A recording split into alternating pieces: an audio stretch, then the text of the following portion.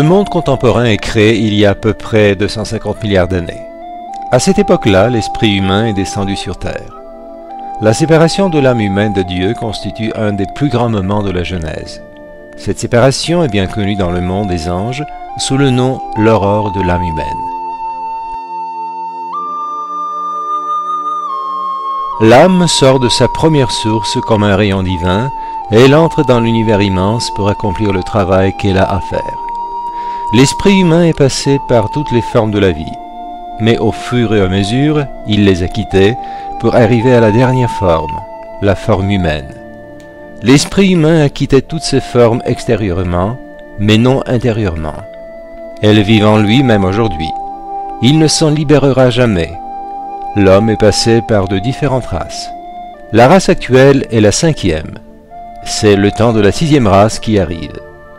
Elle apportera les nouvelles idées, les idées claires. Cette race ne demeurera pas non plus pour toujours. Le but de l'homme est d'aller en avant pour arriver à l'état de l'ange, d'être le maître de soi-même et de l'univers, d'être le collaborateur du Seigneur. Les anges possèdent un très grand pouvoir. Ils peuvent gouverner des systèmes solaires. L'homme s'efforce d'atteindre ce pouvoir d'une manière subconsciente, mais comme il n'est pas encore prêt pour ça, il ne connaît pas la méthode d'y parvenir. Par conséquent, l'homme commence à gouverner ses semblables et il se heurte à des erreurs et à des contradictions. Avec tes semblables, tu dois te comporter comme avec des frères, jusqu'à ce que tu arrives à l'état de l'ange, de gouverner et de travailler avec Dieu.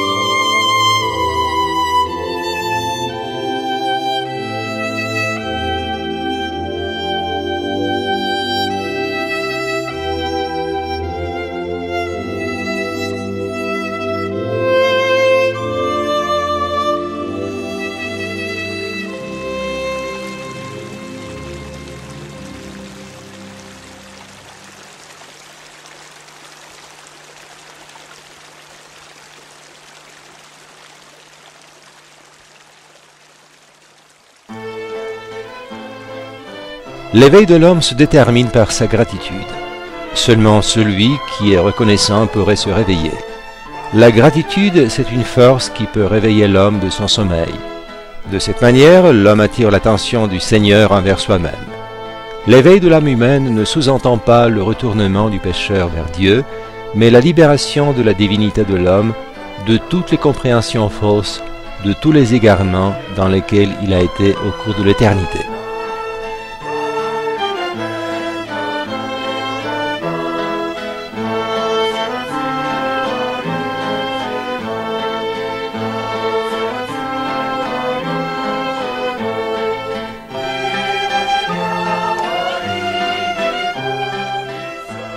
Que l'homme se résigne, qu'est-ce que ça veut dire? Cela sous-entend que lorsque l'homme se trouve dans n'importe quelle condition, aucun sentiment amer ne doit rester dans son âme. Vous pourriez dire que vous vous êtes résigné avec le Seigneur. Alors, est-ce que vous avez accompli la deuxième tâche, de vous résigner avec vos proches? Si vous avez résolu cette tâche, il vous reste encore une, de vous résigner avec vous-même.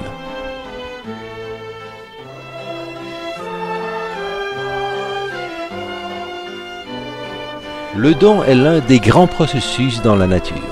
Si tu donnes, on te donnera aussi. Cette loi s'appelle la loi de l'abondance universelle.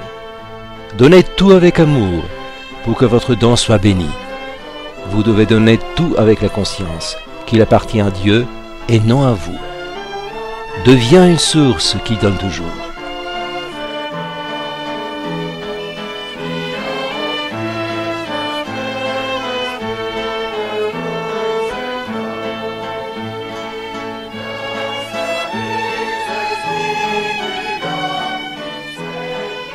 Chaque souffrance est un indice que quelque chose de nouveau commence, que tu dois apprendre.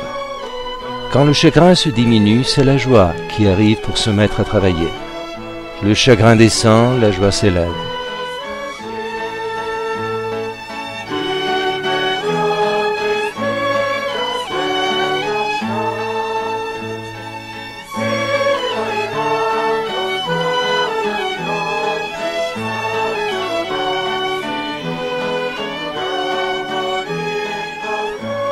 Des milliers d'années sont passées jusqu'à ce que le grand esprit de la vie élève l'homme et éveille dans son âme l'amour du monde spirituel.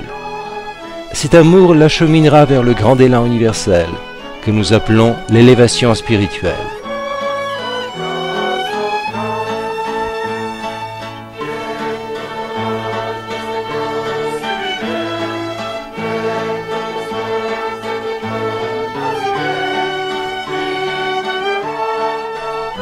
Quand je dis Dieu, je prends en considération le début éternel, l'abîme, le grand fondement de la vie.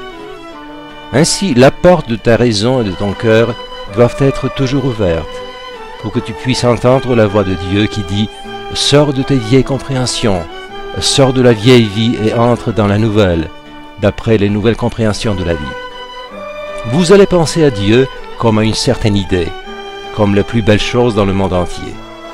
En pensant en lui, enfin il s'ouvrira à vous.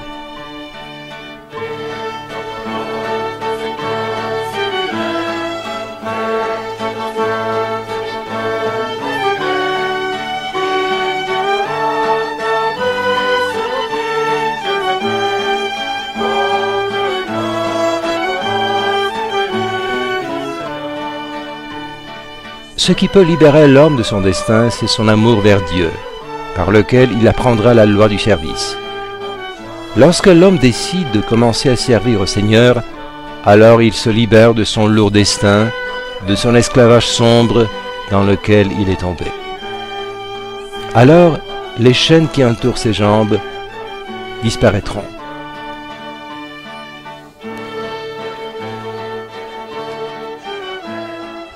Enthousiasmez-vous de ce que vous avez. Enthousiasmez-vous de votre raison. Réjouissez-vous de votre cœur qui porte de la chaleur.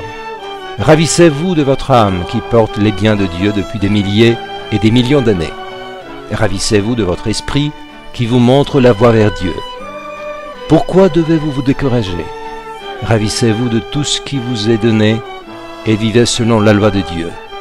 Ravissez-vous du fait que vous êtes venu sur terre pour étudier.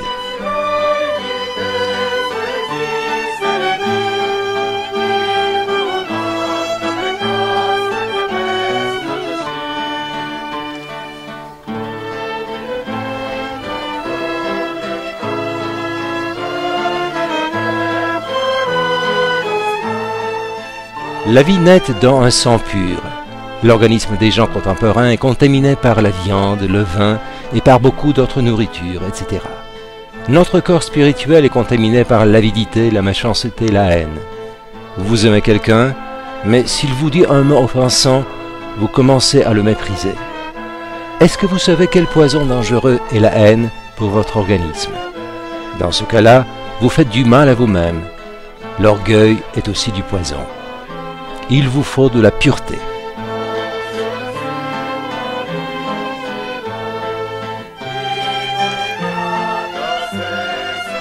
Le ver rampe sur terre parce qu'il a choisi lui-même cette manière de vivre. Un jour, lorsqu'il se transformera en papillon, il quittera son ancienne manière de vivre pour entrer dans une nouvelle vie, dans de nouvelles conditions qui seront meilleures. Le papillon se distingue du ver par sa plus grande intelligence et du fait qu'il est le maître de sa situation. Dieu dispose d'innombrables manières qui sont spécifiques pour chaque individu, par lesquelles il peut se révéler à chaque âme pour la pousser vers l'avant.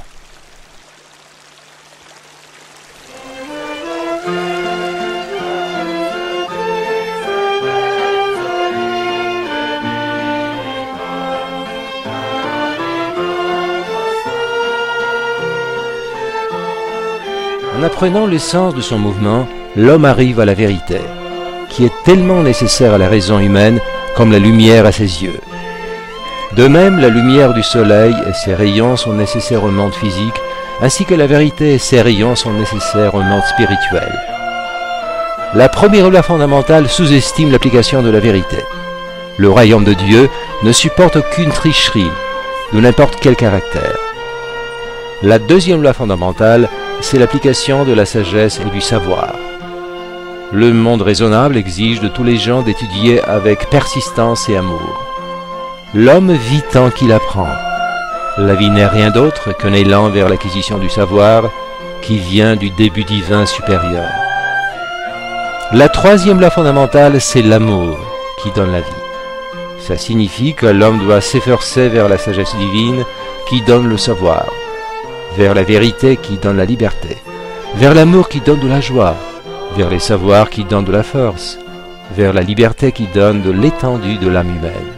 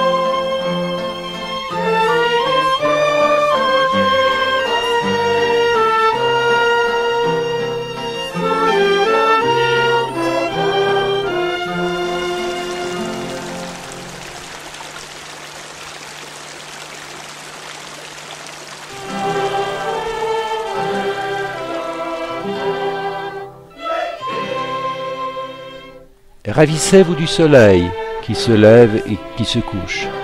Réjouissez-vous des fleurs qui fleurissent et portent leur parfum au loin. Ravissez-vous des sources qui coulent. Ravissez-vous des oiseaux qui chantent. Réjouissez-vous de chaque homme qui va vous rencontrer et qui va vous sourire. Dieu parle par tout ce qui est vivant. Il vous salue.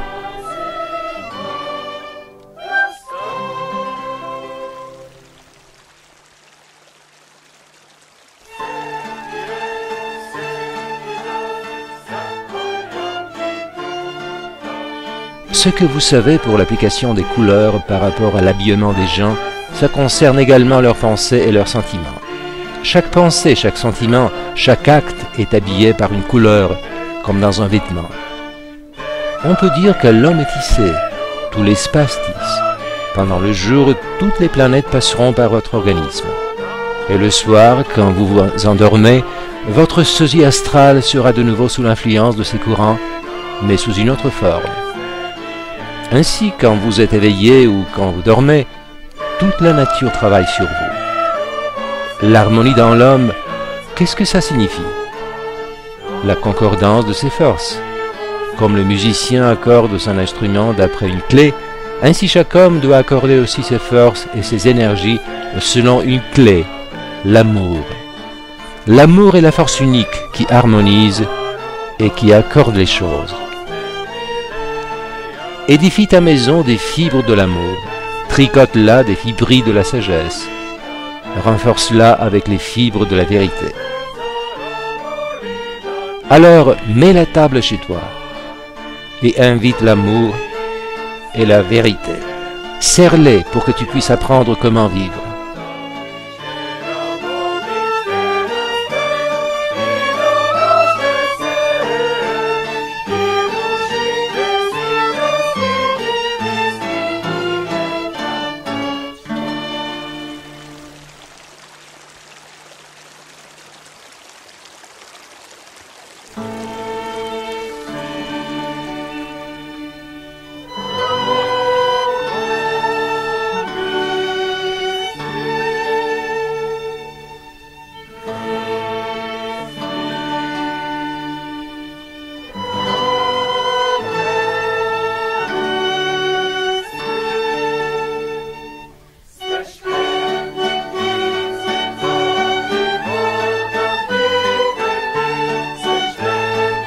Tous les gens contemporains souffrent de la force de sa raison.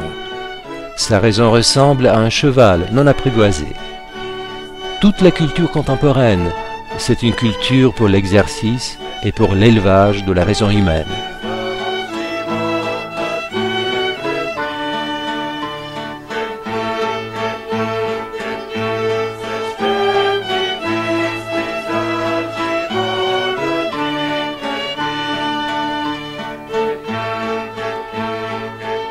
L'homme doit comprendre qu'il est lié avec des millions de raisons sur Terre et au-delà, dans l'autre monde.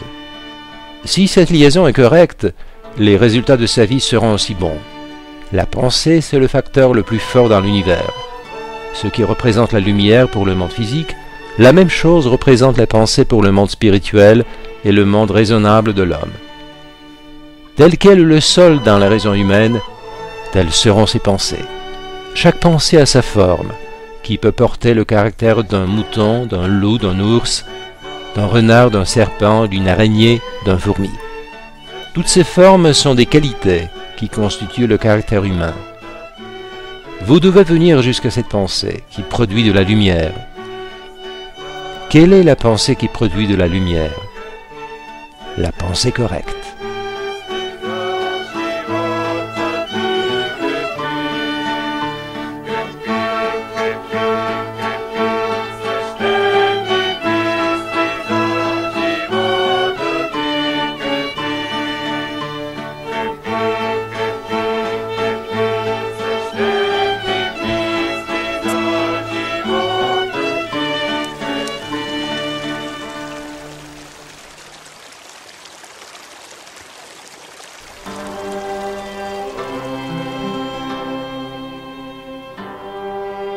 Aum, c'est un mot de l'esprit.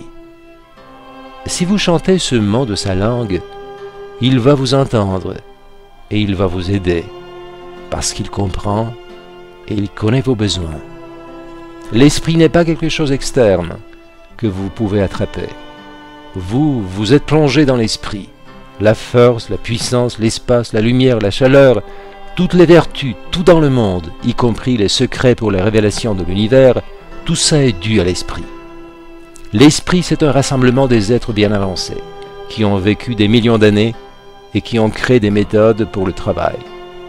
Et nous devons profiter de ces méthodes. L'esprit, c'est quelque chose qui est la plus supérieure, la plus pure, la plus sacrée. Et dans cette sainteté, l'esprit porte les conditions de la vie humaine raisonnable. J'utilise ce mot, raisonnable, mais je pourrais utiliser aussi un autre mot. Au sens large du terme, lorsque l'homme possède en soi la même vie raisonnable, il vit comme un musicien et comme un poète. Il est toujours gai, il a la paix dans l'âme, le monde ne l'inquiète pas, rien ne le dérange. Il ne s'arrête pas devant les choses sans importance dans la vie. Il s'arrête seulement devant le grand que Dieu a créé. C'est la matière qui rassemble les choses et qui porte l'accablement des idées. Beaucoup d'idées se trouvent dans la matière. Si la matière n'existait pas, la création d'une forme quelconque ne serait pas possible. C'est la matière qui enveloppe l'esprit et de cette manière, elle le fait compréhensible pour nous. C'est l'esprit qui donne le prix de la matière, et c'est la matière qui donne la possibilité à l'esprit de se déclarer sous une certaine forme.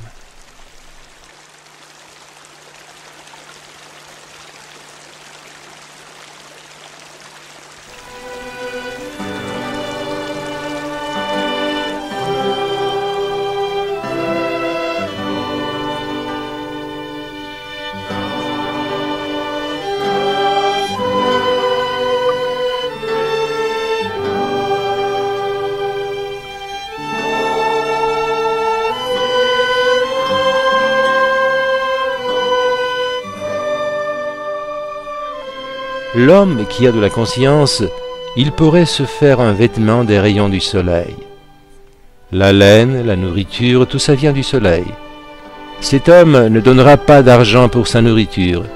Il ne se disputera avec personne, parce qu'il n'y aura pas de raison pour ça. Il n'est pas nécessaire que vous vous incliniez au soleil, mais ce qu'il donne, ça doit être accepté et cultivé. Il faut que l'homme accepte de l'énergie du soleil pour son cerveau, pour ses poumons, pour son estomac et pour son corps. La raisonnabilité est cachée dans cette énergie. Tu dois savoir toujours quand le soleil se lève, pour que tu sois éveillé, pour que tu sortes et tu l'accueilles. Le premier rayon du soleil, c'est quelque chose de très beau. Si tu peux l'attraper 10 fois dans l'année, ça suffira.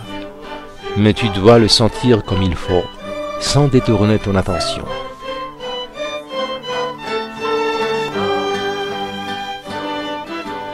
Un jour, nous comprendrons ce soleil dans lequel le Seigneur se manifeste, dans lequel le Seigneur vit et il nous envoie de la lumière. Outre le soleil que nous voyons, il y a aussi un autre soleil, le soleil divin qui ne couche jamais. Les grands initiés, eux, ils ont un jour éternel. Le soleil ne se couche jamais pour eux. Ils voient le soleil partout, la terre de partout. Pour eux, la matière est transparente. Sous l'influence du soleil, la conscience spatiale de l'homme se réveille. C'est le soleil qui réveille la pensée dans l'homme. Le soleil est vivant, il est un être collectif qui a une conscience spatiale. La pensée est en lui. Lorsque cette conscience spatiale se réveille dans l'homme, le soleil commence à penser à lui. Alors l'homme est sain et il vit longtemps.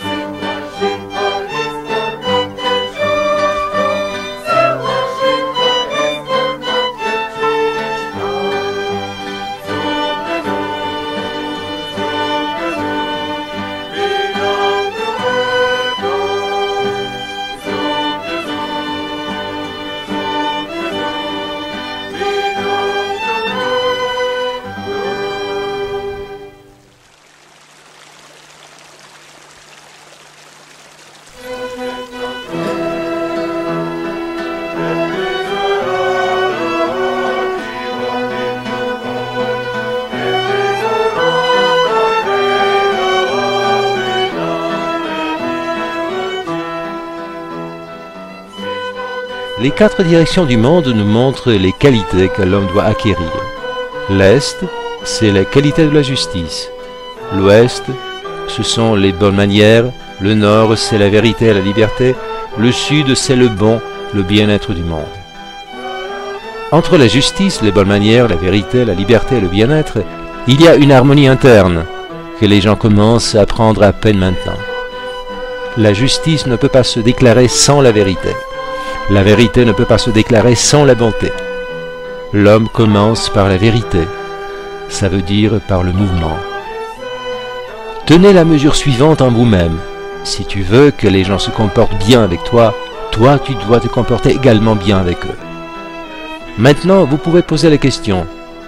Pourquoi le monde est arrangé comme ça? Alors, donnez un programme. Comment le monde peut être arrangé d'une manière plus intéressante? Faites un drame où il n'y aura pas de souffrance, où les gens ne tombent pas amoureux, mais ils mangent et ils boivent seulement. Ils restent toujours immobiles, comme des momies et des statues en cire. Ils se regardent seulement, sans parler et sans pleurer. Où sera alors le plaisir de la vie? Maintenant, vous vous indignez que les choses s'arrangent de telle ou telle manière, mais non qu'on vous expectait. Je vous pose la question. Est-ce qu'il y a quelque chose de mal dans la peur? Quand quelqu'un pleure, il vous montre qu'il souffre, et comme il souffre, ça signifie qu'il est vivant. Puisqu'il pleure, il a du cœur, il a des sentiments. Après chaque souffrance, si vous vous débrouillez bien, une nouvelle lumière, une nouvelle acquisition arrive. Celui qui souffre, il ennoblit sa raison, son cœur et son corps.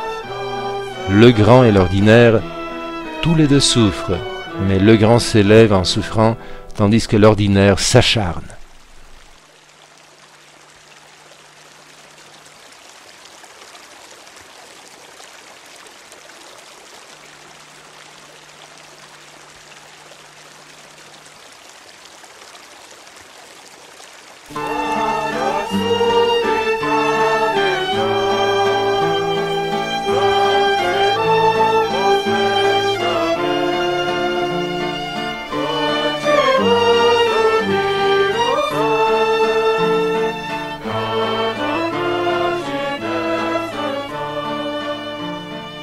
La beauté est un désir de l'âme humaine. L'homme cherche la beauté partout. Elle n'est pas une qualité physique. La beauté n'appartient ni au monde physique ni au monde spirituel. La beauté est une propriété du monde divin. Dans le monde physique, elle reste peu de temps. Dans le monde spirituel, elle reste longtemps. Et dans le monde divin, elle reste pour toujours. Elle ne vient pas de soi-même. Elle constitue un processus organique interne, un résultat de la combinaison harmonique entre la bonté humaine, la pensée et la volonté. L'homme doit se concentrer en soi-même. Il doit trouver le beau côté avant tout. La beauté, c'est la forme externe, le côté externe de la pureté. La pureté, c'est le côté interne, le côté spirituel. Vous dites que vous devez réparer le monde. Mais il n'y a rien à réparer. Le monde, c'est vous.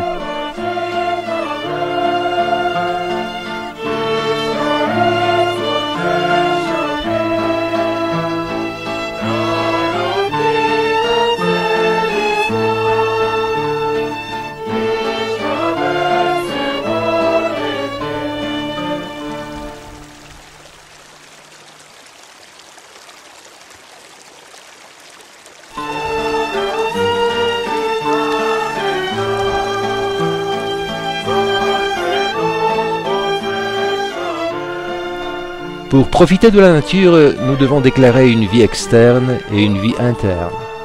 La vie externe s'exprime par le mouvement, tandis que la vie interne s'exprime par la pensée, par le sentiment, par l'acte. Chaque autre acte externe, c'est une expression d'un acte qui a lieu dans le monde divin. Si vous ne savez pas comment marcher, comment vous mouvoir, vous perdrez toutes les conditions acquises par vous de la respiration, de l'air et de la nourriture. De l'allure de quelqu'un, on peut voir qu'il est candidat pour la prison. Voyez les animaux et les oiseaux, comment ils se meuvent. Vos mouvements doivent être beaux, égaux, naturels et plastiques. Il est très important avec quelles jambes vous allez vous lever du lit le matin, avec quelles jambes vous allez vous rendre au travail, Si vous mouvez lentement ou vite vos bras, comment vous regardez? Beaucoup de malheurs vous arrivent parce que vous n'appelez pas l'attention sur ces choses importantes. Avec les mouvements des bras, avec le toucher, vous pouvez vous guérir, mais vous pouvez aussi vous mutiler si vous ne comprenez pas. Efforcez-vous d'avoir de beaux mouvements, conscients et plastiques, pour vous lier raisonnablement avec les flux et les reflux de l'énergie spatiale, ça veut dire avec l'énergie spatiale, s'écoulant et affluent.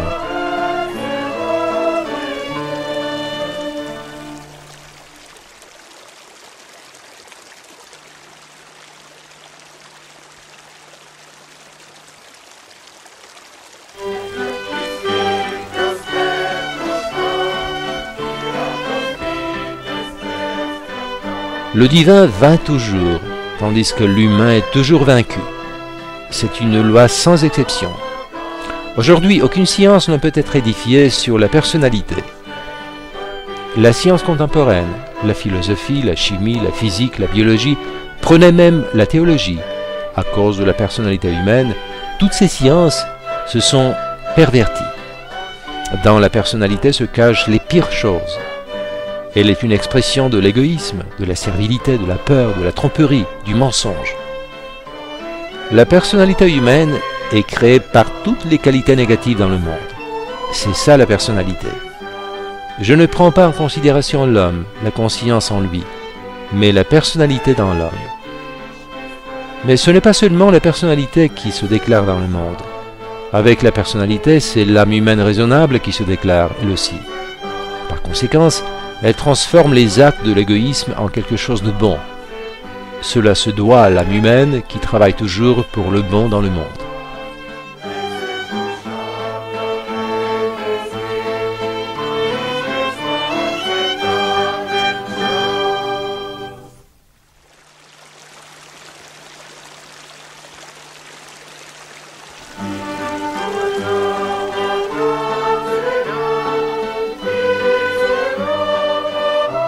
Tout l'univers chante, le soleil, la terre, tous les astres y chantent.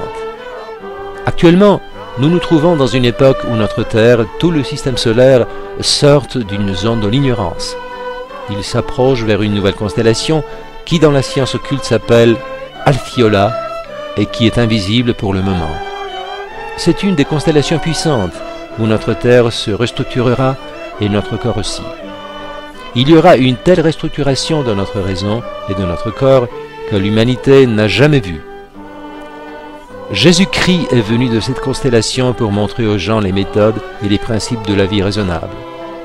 Chaque nouvelle époque commence par un nouveau rythme. Maintenant, un nouveau rythme vient dans la vie. Le divin perce partout sa voix. La vague qui vient maintenant lèvera à un plus haut niveau non seulement nous, mais aussi tous les minéraux, tous les végétaux et tous les animaux. Retenez, une telle deuxième vague ne viendra pas. Si vous laissez ça pour l'avenir, alors les conditions seront beaucoup plus difficiles.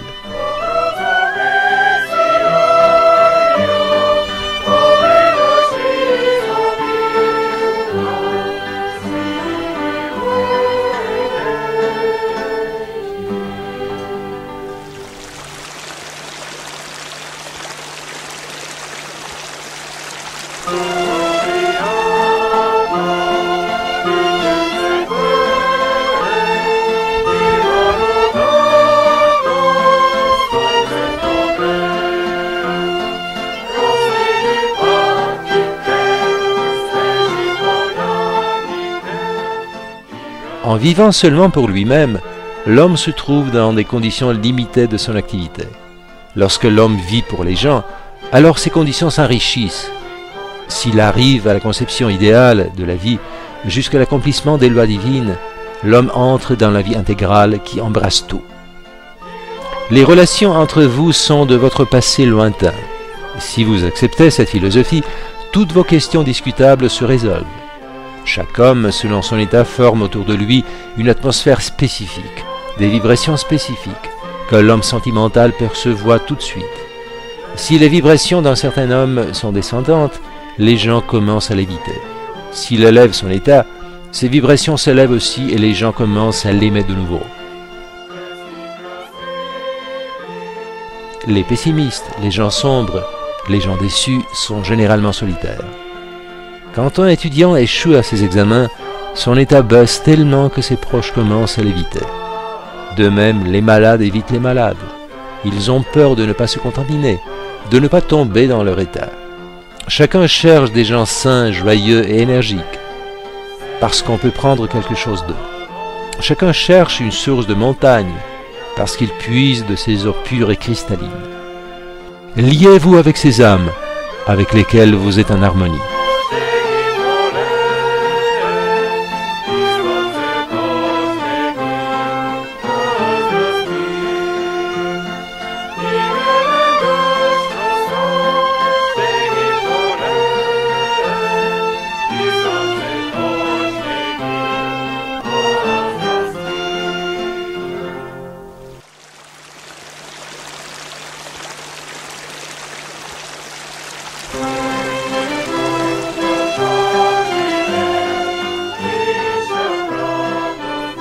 Lorsque l'homme quitte la terre, la seule chose qu'il porte en soi, ce sont 3 atomes. L'un qui porte les richesses de sa raison, l'autre qui porte les richesses de son cœur, et le 3e qui porte les richesses de sa volonté. Imaginez-vous quelle sera sa richesse. Un atome égal à 1,25 million parties du millimètre. Ça signifie que vous devez diviser le millimètre à 25 millions de parties et vous en devez prendre une. Vous entrerez dans l'autre monde au-delà avec ces 3 atomes, avec cette richesse. Qu'est-ce que vous ferez avec eux? Dans un atome, il y a tant d'énergie qu'il peut mouvoir la Terre des milliers d'années. Quels étaient ces êtres raisonnables qu'ils ont réussi à comprimer cette énergie dans un espace tellement petit? Aujourd'hui, c'est le jour où nous devons préparer le meilleur cadeau pour l'amour divin.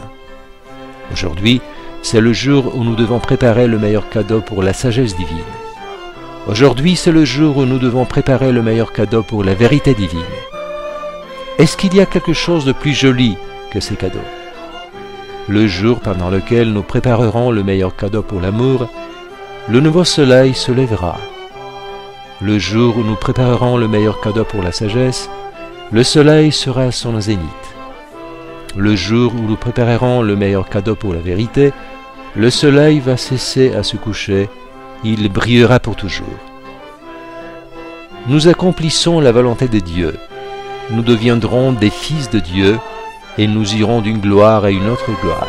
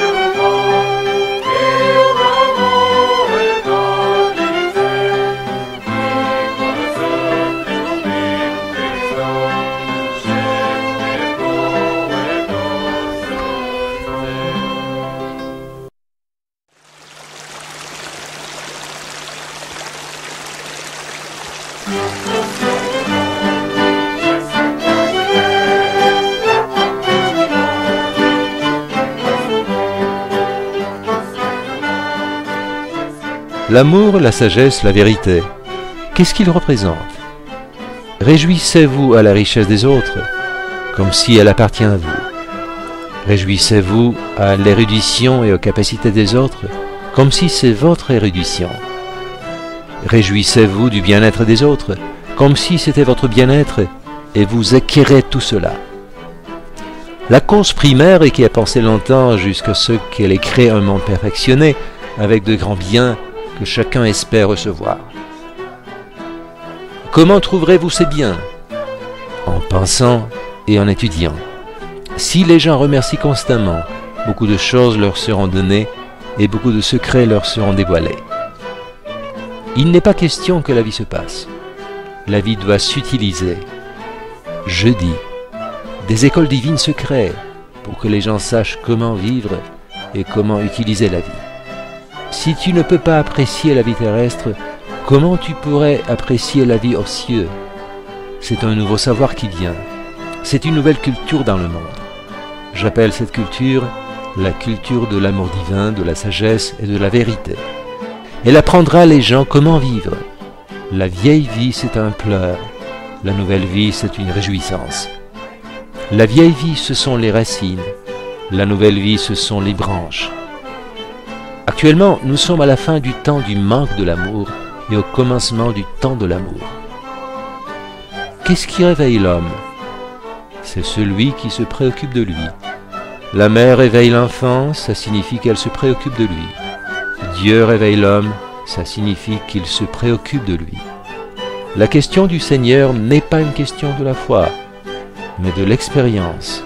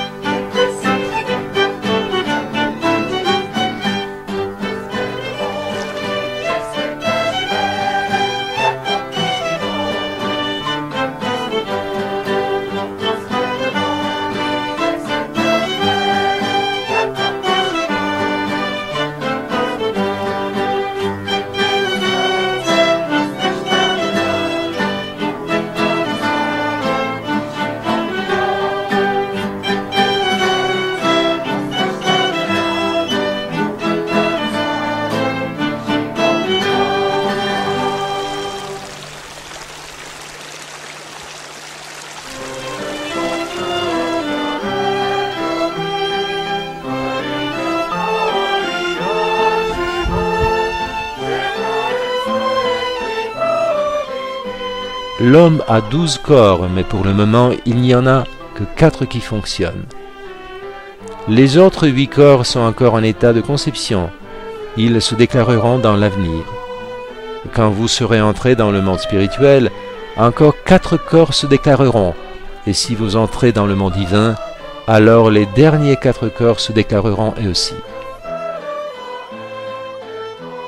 L'esprit humain a travaillé des milliers d'années sur nous.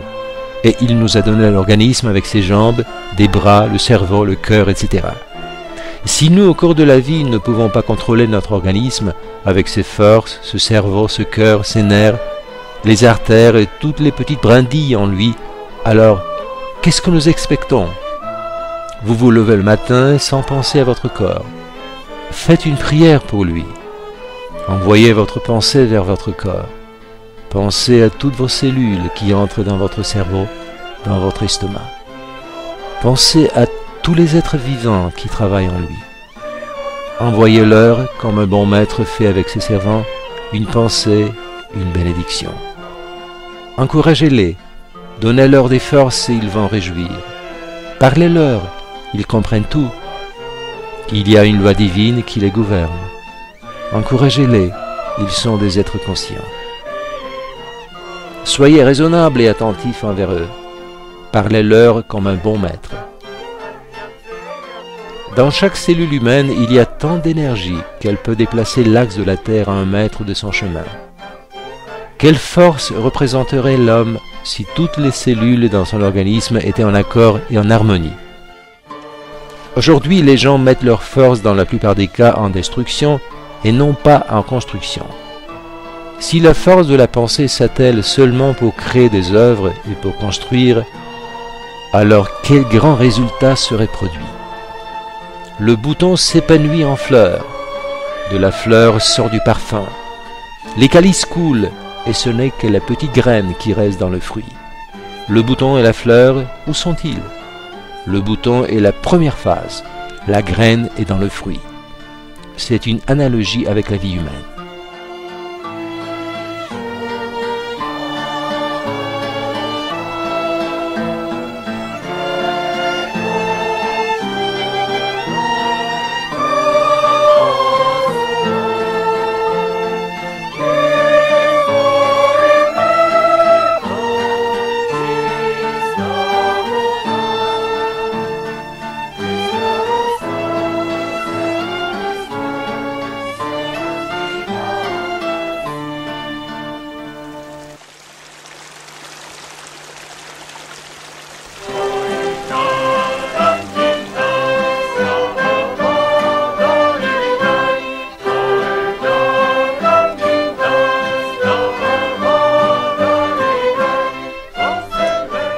Celui qui ne connaît pas les causes profondes du monde supérieur organique, il ne connaît pas également l'activité de l'esprit humain. Et il travaille avec certaines tables mathématiques qui sont créées avant même l'éternité. Ces tables forment la mathématique divine inchangeable sur la base de laquelle l'univers immense actuel est édifié. Cet univers dont toutes les activités sont strictement et raisonnablement déterminées. Chaque homme est créé d'une manière de genre spéciale. D'après la science occulte, la matière dont l'homme est fait, elle n'est pas prise seulement de la Terre. Chaque matière de laquelle l'homme est fait au début, l'homme spatial, sa matière est prise de tout l'univers, de tous les soleils, de toutes les planètes. Une petite particule est prise pour assembler notre corps actuel. L'homme naît de l'esprit.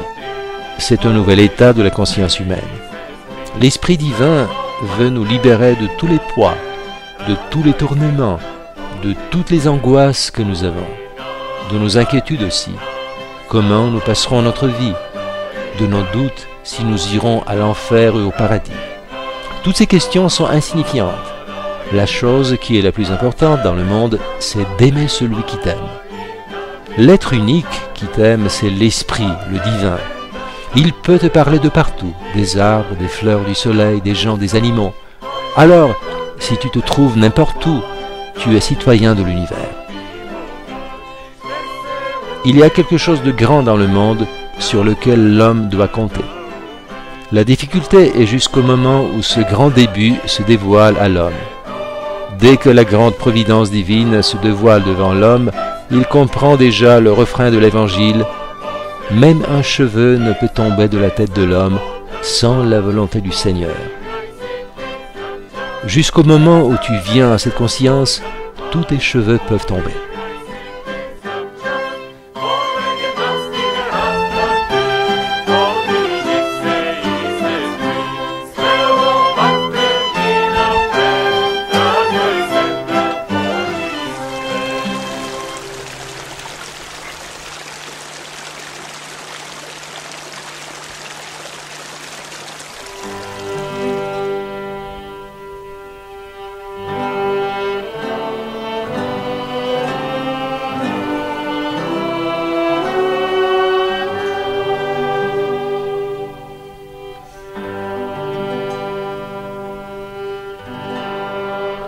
Quand vous souffrez de n'importe quelle maladie, cherchez le secours dans la respiration profonde. Il n'y a pas de maladie qui ne peut pas être guérie par la respiration. Respirez et chantez à vos mots. Tous les tons sont des êtres vivants dans le monde invisible. Do est un ton spécifique seulement pour certains êtres raisonnables. Ré, c'est un ton pour d'autres êtres, etc. Lorsque nous chantons la gamme, nous sommes en liaison avec ces êtres.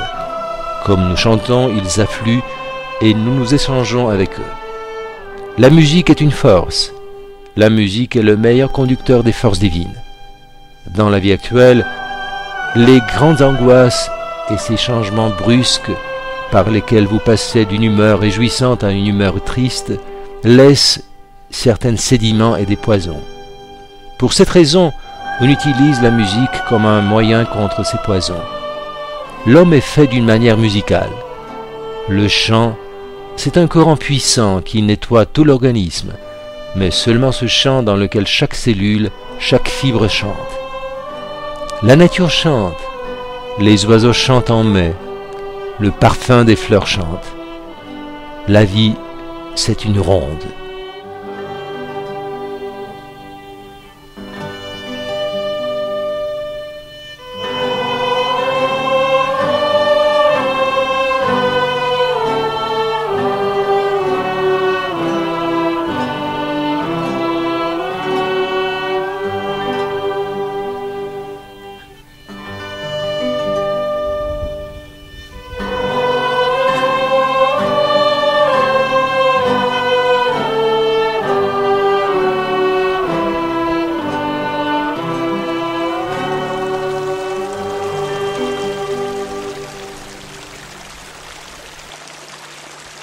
да пребъде Божият мир и да изгрее Божията радост и Божието веселие в нашите сърца.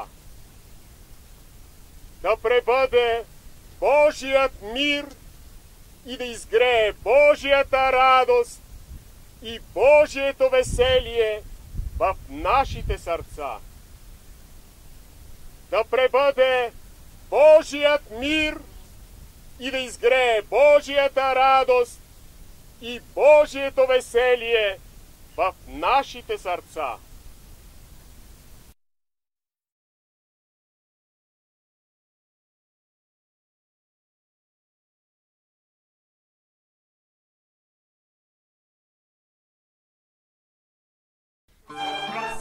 L'homme est un être sublime. Si vous aviez une conception réelle de cet être, si vous aviez confiance en lui, mais non pas uniquement en ce qu'il est en apparence, vous verriez vraiment qu'il est sublime. Parce que ce qu'on voit à son extérieur n'est que l'expression de certaines pensées et émotions et de certains mouvements intérieurs. L'être humain n'est pas ce que l'on croit actuellement. Il est plus qu'un être fait de la substance physique qui disparaîtra lors de sa mort. Ce qui meurt, ce n'est pas l'être humain lui-même. S'il disparaissait lors de la mort, pour quelle raison tant de philosophes s'occuperaient-ils de lui? Dans ce cas-là, il ne serait qu'un objet, qu'une machine qui se réduirait en poussière un jour. Cette conception de l'être humain, qui disparaît en mourant, fut le premier mensonge introduit dans le monde. En réalité, il y a quelque chose au fond de cet être, qui ne meurt point tant dans ce monde visible que dans le monde invisible. C'est donc ce quelque chose n'étant pas l'objet de la décomposition qui constitue l'être humain. En parlant de l'homme, nous entendons son âme. Cet être est une âme vivante qui possède toutes les ressources de la vie éternelle et immortelle. Cette âme dispose de toutes les capacités et de toutes les méthodes pour œuvrer dans son fort intérieur, et c'est cela qu'elle met dans le cerveau, en somme, dans le corps physique moyennant lequel elle s'exprime et se révèle dans la vie. Il y a plusieurs degrés de l'homme. En disant « homme », nous n'entendons pas seulement l'être qui habite la terre. L'homme n'existe pas uniquement sur la terre ni dans le système solaire. Il habite l'univers tout entier, tous les soleils et toutes les planètes. Ceux-ci sont peuplés d'êtres dont l'intelligence a atteint des niveaux fort différents.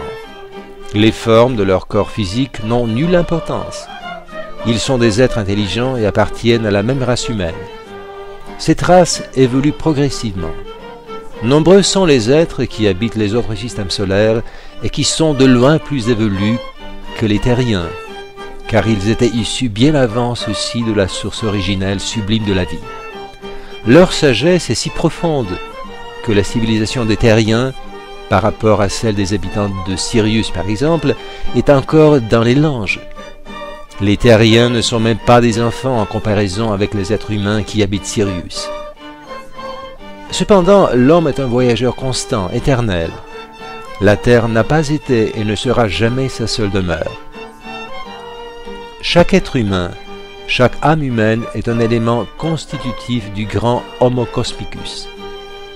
Par son essence, celui-ci occupe sa place bien précise dans la nature vivante et joue un rôle bien déterminé. Sans lui, l'univers ne pourrait pas se manifester dans son harmonie absolue. Voilà pourquoi chaque être ici sur Terre a son rôle individuel. Sans lui, la vie ne pourrait plus exister. La présence de millions d'humains au monde n'est pas un hasard. Vous voulez savoir pourquoi vous êtes venu sur la Terre? Je vous réponds. Pour réaliser l'amour divin, pour réaliser la sagesse divine, pour réaliser la vérité divine, pour réaliser la justice divine, pour réaliser la vertu divine. Vous y êtes venu pour appliquer toutes ces qualités, pour mettre en pratique tout ce qui fut investi dans vos âmes depuis les temps immémoriaux pour l'éternité. Et n'oubliez jamais, le but final de l'être humain est sublime. Il est né pour gouverner tous les êtres, pour gérer tous les éléments et pour établir l'ordre sur la terre. Il doit en devenir un bon souverain, mais il ne le sera vraiment que s'il comprend que tout ce que Dieu a créé en lui. Il devra connaître tous les corps subtils qui l'enveloppent. Il devra savoir quelle est la matière originelle au sein de laquelle agit sa pensée. Or, le Christ veut actuellement être aidé par des hommes qui soient capables de créer et d'édifier la vie selon les lois de la science divine et dont les préoccupations soient orientées sans faillir vers les vertus du royaume divin. Lorsque le Christ descendit sur terre, il y vint pour secourir notamment les âmes humaines, car chaque âme descendue sur terre a son problème essentiel qu'elle devra résoudre toute seule. Pour chaque âme humaine qui veut s'élever, il n'y a rien d'impossible. Elle est ferme grâce à ses liens avec les autres âmes qui sont des prochains réels. Voilà pourquoi l'art de vivre sur terre consiste en ceci. Tant qu'on est en vie dans cette petite forme, le corps physique, on doit établir des contacts avec les âmes des autres terriens. C'est là que vous trouverez la clé du succès. Même s'il n'y a qu'une seule âme au monde qui vous aime, elle sera capable de vous secourir pour que vous surmontiez les difficultés de votre existence. Or, si plusieurs âmes émettent leur amour vers un seul être, celui-ci sera à même de devenir tout, poète, peintre, musicien, savant. Une force sublime, c'est l'essence de l'amour. Sache bien et rappelle-toi toujours, tu as une âme et non pas un corps. Tu as une âme conçue autrefois au sein de l'Esprit divin, engendrée dans l'amour. Maintenant, ton âme est un bourgeon impatient de fleurir. Concentre bien ta conscience en lui, car c'est l'un des instants les plus importants de la vie. Alors, tu t'ouvriras pour recevoir le grand soleil qui illumine l'univers divin tout entier.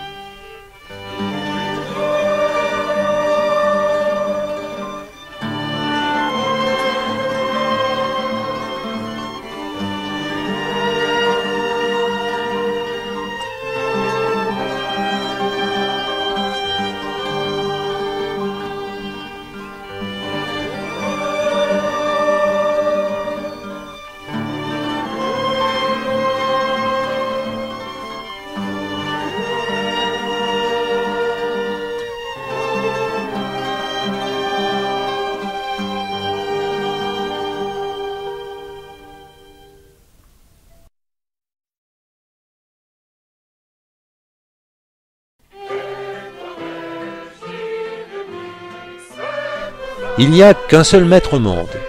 Un seul est le maître qui apporte les connaissances réelles. Il a de nombreuses manifestations dans la vie, mais par son essence, il est seul et unique. Dès que l'être humain aura trouvé, ne fût-ce qu'un seul instant, l'une de ces manifestations, il se trouvera lui-même. Maître dans le monde ne peut être que Dieu. Or, en disant à ses disciples, « Un seul est votre Père », le Christ sous-entend le un, le Maître sublime. Ainsi donc, un seul est le grand Maître dans le monde, bien que ses manifestations soient nombreuses.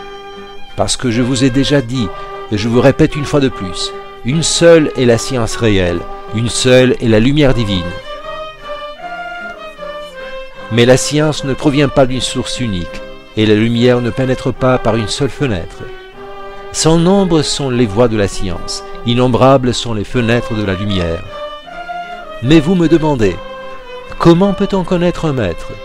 Connaître le maître, c'est un processus spirituel. La notion de maître est strictement définie dans la nature vivante. Maître est celui qui ne fait nul effort. Il est puissant sans admettre la moindre violence. Maître est celui qui n'a dans sa vie aucun mensonge. Son intelligence sublime exclut le moindre mensonge. Maître est celui qui n'accepte aucun mal. Sa bonté exclut le moindre mal.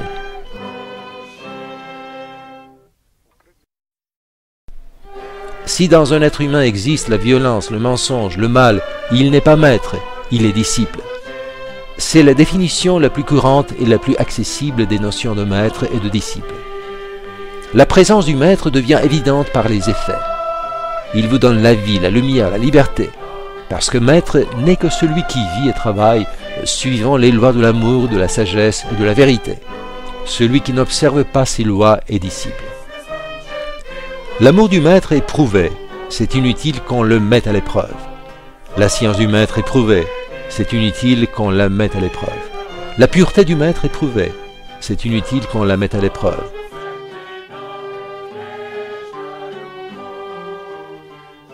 Les gens ont-ils reconnu le Christ quand il apparut il y a 2000 ans? Est-ce qu'ils le reconnaissent de nos jours? Lorsque la vérité apparaîtra dans le monde, elle ne mettra pas un costume de roi, elle sera modestement vêtue. C'est ainsi que le Christ apparut il y a 2000 ans, dans une forme commune et simple qui ne permit pas aux gens de le reconnaître. Or, ce sont les lois de ce monde. Étant habillé d'un vêtement simple, en apparence comme tous les autres hommes, il ne fut pas complètement reconnu même par ses disciples.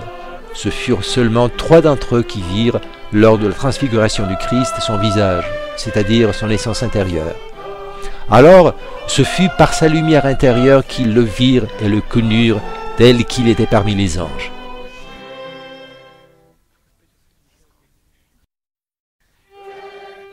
En fait, pour être à même de voir le Christ, il doit avoir une intelligence, un cœur, une âme et un esprit pareil au sien. Tous les êtres humains qui virent apparaître le Christ, avant d'atteindre cet état, se prosternent devant lui. Que peut-on voir en étant tombé au ras du sol? Chaque être humain doit boire à la source elle-même, et non pas à une rivière ou à un fleuve qui sont bourbeux à cause de beaucoup de salissures. Prends un chemin qui mène à cette source. C'est une voie rude et très longue, mais tu pourras boire de l'eau à la source elle-même, qui rafraîchira ton esprit et ton cœur à tout jamais.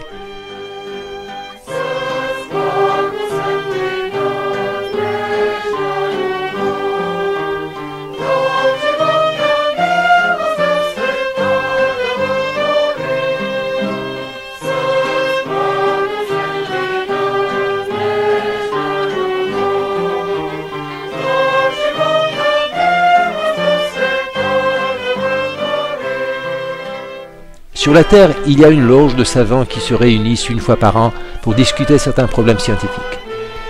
Ces initiés ont des connaissances concernant la Terre, son passé et son état actuel, lesquelles sont beaucoup plus approfondies et vastes par rapport aux connaissances de tous les scientifiques contemporains représentant les sciences modernes officielles. Mais quant à l'avenir de la Terre, ils ne le connaissent pas avec certitude, ils ne font que des suppositions, des hypothèses concernant cet avenir.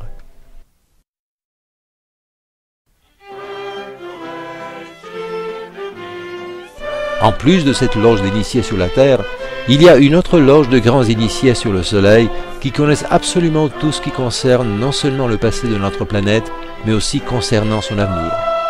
Mais ces deux loges, tant l'une qu'à l'autre, ne sont que les organes de ce grand organisme universel d'êtres parfaits qui sont très avancés dans leur évolution et qui constituent la grande fraternité universelle. Alors, en parlant de la grande fraternité universelle, nous sous-entendons une hiérarchie d'êtres conscients qui ont parachevé leur évolution en devançant ainsi les humains terriens il y a des millions et des milliards d'années et qui régissent actuellement le cosmos tout entier. Ils le régissent car ce sont eux qui avaient participé à sa création sous la direction immédiate de l'Esprit divin.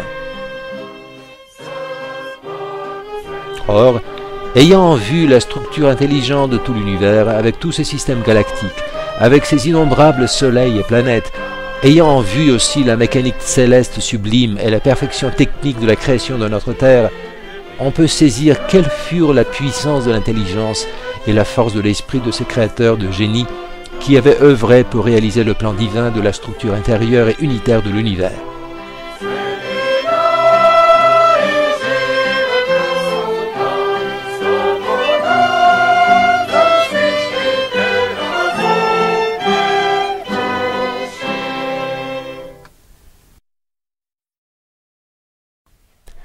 Selon les degrés atteints de leur science et le niveau de leur évolution, ainsi que suivant leurs tâches assignées, ces êtres sont rangés dans une échelle hiérarchique constituant un ensemble de principes organiques dont les rangs ont pour nous les noms suivants. Les séraphins, frères de l'amour. Les chérubins, frères de l'harmonie. Les trônes, frères de la volonté. Les dominations, frères de l'intelligence et de la joie. Les forces, frères du mouvement et de la croissance, les pouvoirs, frères des formes extérieures et des arts, les supérieurs, frères du temps, des états et du rythme, les archanges, frères du feu et de la chaleur, les anges, frères qui maintiennent la vie et la végétation. Le dernier rang est réservé aux âmes humaines avancées. Ces êtres, tous ensemble, constituent le grand humain cosmique.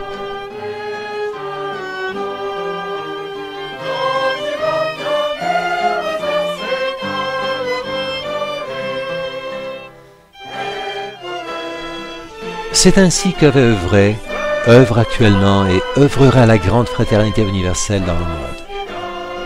Elle œuvrera jusqu'au moment où l'amour unifié, la sagesse unie et la vérité unique auront pénétré toute l'existence et le devenir entier. Alors, chaque souffle louera Dieu dans la paix sainte et dans l'harmonie sacrée.